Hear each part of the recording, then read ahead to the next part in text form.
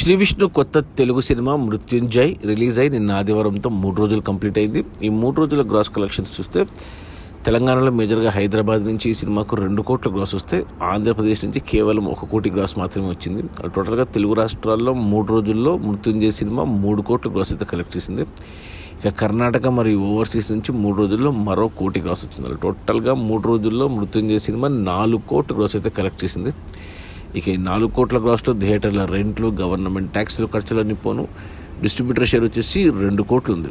ఈ cinema budget 14 కోట్లు అయితే 7 కోట్లకు డిస్ట్రిబ్యూటర్లకు అమ్మారు. 7 కోట్లకు గాను 2 కోట్లు వెనక్కి వచ్చే మొదటి 3 రోజుల్లో మరో 5 కోట్ల డిస్ట్రిబ్యూటర్ షేర్ వెనక్కి వస్తేనే సినిమా హిట్ అవుతుంది. బాక్సాఫీస్ దగ్గర కమర్షియల్గా 5 కోట్ల షేర్ రావాలంటే మరో 10 కోట్ల గ్రాస్ అవసరం పడుతుంది. ఈరోజు సోమవారం వర్కింగ్ డే, కలెక్షన్స్ పడిపోతాయి. సో నాకు తెలిసి కష్టమే. సినిమా కమర్షియల్గా ఫ్లాపే. పోయిన వారము విష్ణు విన్యాసము, అది కూడా బాక్సాఫీస్ దగ్గర హిట్ కాలేదు. ఇప్పుడు ఈ సినిమా ఇది కూడా బాక్సాఫీస్ దగ్గర హిట్ కాలేదు.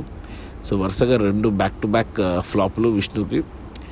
అది నేనైతే సినిమా చూడలేదు మృత్యుంజయ్, చూస్తాను ఈ వారం కుదిరితే.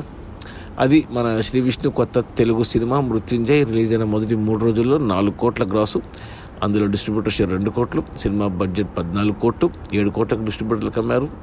2 కోట్లు వెనక్కి వచ్చాయి 3 రోజుల్లో. ఇంకా 5 కోట్ల షేర్ రావాలంటే 10 కోట్ల గ్రాస్ రావాలి, కష్టమే.